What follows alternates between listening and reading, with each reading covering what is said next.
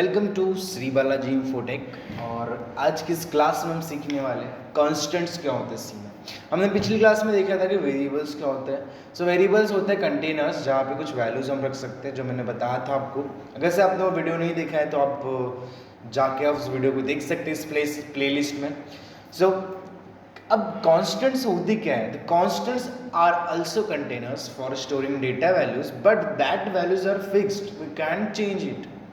Okay, so constant भी एक containers ही होते हैं, लेकिन वहाँ पे फिक्स वैल्यू देती है कि अगर से मान लो कि यूज़र के हम चाहते हैं कि यूज़र उस पर्टिकुलर वेरिएबल पे ओवरराइड ना कर जाए, मतलब कोई दूसरी वैल्यू प्रोवाइड ना करे उसको, जो वैल्यू वही रहे, तो यहाँ पे कॉन्स्टेंट्स डिक्लेयर करेंगे। ठीक है ना, वेरिएबल्स डिक्लेयर नहीं करेंगे, कॉन्स्टेंट्स डिक्लेयर करेंगे अगर से आप चाहते हो कि इसकी वैल्यू कभी चेंज ना हो तो। सो कॉन्स्टेंट्स होते क्या है? When you don't want others to override existing variable values, use the const keyword. This will declare the variable as a constant, which means the unchangeable and read only.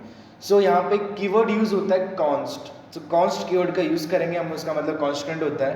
So const keyword का use करके यहाँ पे constant declare कर सकते हैं। ठीक है ना। So यहाँ पे आपको एग्जांपल दिख रहा है const int my num is equal to 15, my num will always be 15। my num करके मैं 10 चेंज करना चाहूँगा तो यहाँ पे चेंज नहीं होगा। जैसे कि मैं यहाँ पे आपको प्रैक्टिकली करके दिखा देता हूँ, मैं आपका आउटपुट दिखा दूंगा उसका डायरेक्टली। सो यहाँ पे मैं एक ऑनलाइन कंपाइलर चालू कर लेता हूँ, मैं ऑनलाइन सी कंपाइलर यहाँ पे मैं सर्च कर लेता हूँ। ओके, और इस OpenGDB.com को मैं ओपन कर दिया और यहाँ पे आपको एक कंपाइलर मिल जाएगा, एक आपको रन टाइम इन्वायरमेंट मिल जाएगा। सो यहाँ पे मैं चाहता हूँ ये जो उसका डॉक्यूमेंटेशन था, इस डॉक्यूमेंटेशन को मैं रिमूव कर देता हूँ। ओके, अब यहाँ पे मुझे क्या करना है कि कॉन्स्टेंट्स डिक्लेयर करना है, तो मैं यहाँ पे यूज करूंगा कॉन्स्ट कीवर्ड का। Const int num is equal to मैंने कर दिया 15, मैंने यहाँ पर डिक्लेरेशन कर दिया। ठीक है, नाउ अब इसको मैं चेंज करना चाहता हूँ, सो मैं क्या करूँगा, नम इज इक्वल टू मैं 20 करना चाहता हूँ, मैंने चेंज किया। अब मैं इसको प्रिंट करूंगा नम को, तो देखते क्या प्रिंट होता है। तो मैं यहाँ पर प्रिंटफ फंक्शन यूज़ कर लेता हूँ डिस्प्ले करने के लिए, प्रिंट करने के लिए डेटा को। और यहाँ पे एक फॉर्मेट स्पेसिफायर यूज़ होगा, सो %d लगा दूंगा मैं, ताकि इंटीजर वैल्यू को मैं प्रिंट कर सकूँ। और कॉमा लगा के यहाँ पे मैं उसको स्पेसिफाई कर दूंगा किसको, नम को। सो मैं यहाँ पे नम लिख देता, नम की वैल्यू जो भी थी वो %d मतलब फॉर्मेट स्पेसिफाई में प्रिंट होने वाली है। अब यहाँ पे मैं इसको रन करूँगा तो देखते हैं कि क्या रन होता है। यहाँ पे देखो एरर आ चुका है, बोल रहा है कि आप यहाँ पे रीड ऑनली वेरिएबल में आप कोई भी असाइन नहीं कर सकते। रीड ऑनली वेरिएबल बोल रहा है यहाँ पर, रीड ऑनली मतलब ये सिर्फ रीड कर सकते हैं भाई, इसे राइट नहीं कर सकते। रीड मतलब इसे हम लोग सिर्फ प्रिंट वगैरह कर सकते हैं, इसके ऊपर हम दूसरी वैल्यू असाइन नहीं कर सकते। ठीक है ना। सो ये बोल रहे हैं, लेकिन अगर से मैं इसको बंद कर दिया और मैं इसको रन करता हूँ तो देखो अभी विदाउट एरर मुझे ये प्रिंट करेगा। अभी ये मैंने क्या किया है, मैंने कमेंट्स अप्लाई किया, जो कि मैंने आपको पिछले वीडियोस में बताया था कमेंट्स होती क्या है। मैंने सिंगल लाइन कमेंट बताया था, मल्टी लाइन कमेंट बताया था। तो यहाँ पे मैंने इसको कमेंट कर दिया कि यहाँ पे डबल स्लैश लगा के मैं इसको कमेंट बना दिया, तो ये जो कंपाइलर होता है इग्नोर करता है उसको। ठीक है, तो ये याद रखिए। तो यही होता है कि हम कॉन्स्टेंट्स को हम कोई भी चेंज नहीं कर सकते वैल्यू से। ठीक है ना, तो हम कोई भी वैल्यू से चेंज नहीं कर सकते कि जो फिक्स वैल्यू यहाँ पे लगा दी है हमने कांस्टेंट नम, तो ये फिक्स ही रहेगी, आगे जाकर चेंज होने वाली नहीं है। तो ये होता है कांस्टेंट्स। ठीक है, now you should always declare the variable as a constant when you have value that are uniquely to change। so हम लोग always डिक्लेयर करेंगे ऐसे वैल्यूज को जो कि यूनिक होती रहती है ना, यूनिक रहती है कि इसको हम चेंज ना कर पाए। ठीक है, जैसे कि पाई वैल्यू है तो मैं यहाँ पे पाई डिक्लेयर कर देंगे। पाई की वैल्यू कितनी होती है, 3.14 होता है। तो 1 मिनट पर आवर में 60 मिनट मतलब एक आवर होता है। तो ये जो ऐसे वैल्यूज होते हैं इसको कांस्टेंट डिक्लेयर करेंगे ताकि आगे चल के चेंज ना हो। ठीक है ना। फिर notes on constants, when you declare constant variable it must be assigned with the value. जब हम लोग कांस्टेंट वेरिएबल डिक्लेयर करेंगे तो उसे वैल्यू के साथ ही असाइन करेंगे। ठीक है ना। अगर से मैं मान लो कि यहाँ पे एग्जांपल कांस्टेंट मैंने मिनट्स पर आवर यहाँ पे डिक्लेरेशन कर दिया और मैं मिनट्स पर आवर के बाद में 60 अप्लाई करना चाहता हूँ, यहाँ पे एरर आएगा। ठीक है, तो इस तरीके से हम यहाँ पे डिक्लेयर करने के बाद यहाँ पे वैल्यू देने चाहेंगे तो नहीं कर सकते, यहाँ पे एरर आएगा। क्लियर। नेक्स्ट, गुड प्रैक्टिस क्या होती है? Another thing about the constant variable is that it is considered good practice to declare them with upper case. कि अच्छी प्रैक्टिस होती है कि जब भी हम लोग कॉन्स्टेंट्स को डिक्लेयर करेंगे तो पूरा कैपिटल लेटर में लिखेंगे, क्लियर है ना, या फिर उसके फर्स्ट या सेकंड लेटर्स को हम लोग कैपिटल लेटर में रखेंगे, ठीक है। सो कैपिटल ये जरूरी नहीं होता, it is not require but useful for code readability and common for C programmers.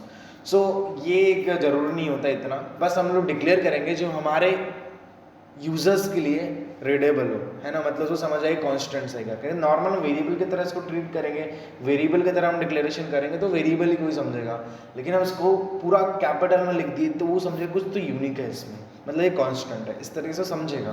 तो ये थोड़ा सी ग्रुप प्रैक्टिस होती है जब भी हम कांस्टेंट्स को डिक्लेयर करेंगे, ठीक है। नाउ आइडेंटिफायर्स क्या होते हैं?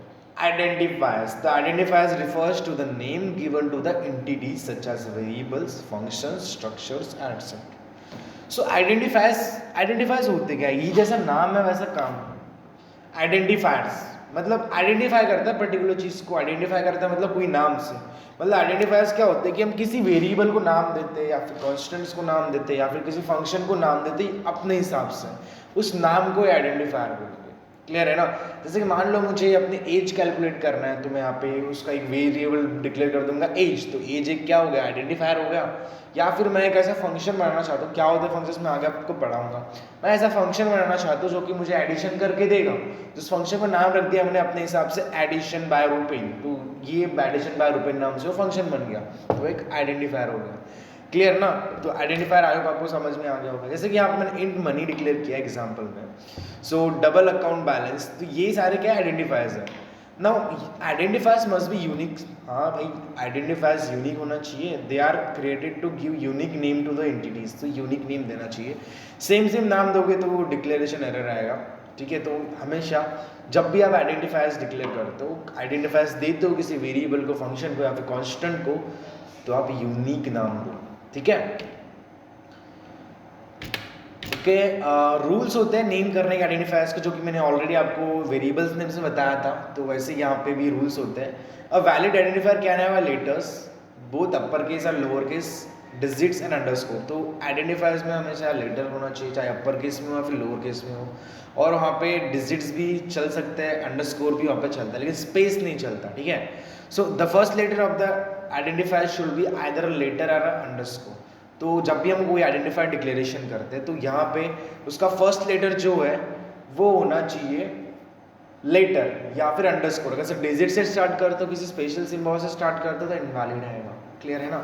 अब मैं बोल क्या रहा हूँ उसके लिए हम चले जाते हैं यहाँ पे। तो मैं अगर से आइडेंटिफायर डिक्लेयर करना चाहता हूँ, सो मैं यहाँ पे डिक्लेरेशन करता हूँ कि इंट, एक वेरिएबल डिक्लेयर करता हूँ और मैं स्टार्ट करता हूँ रुपेन से, तो मैंने रुपेन करके यहाँ पे मैंने एक वेरिएबल डिक्लेरेशन कर दिया जो कि इंटीजर है।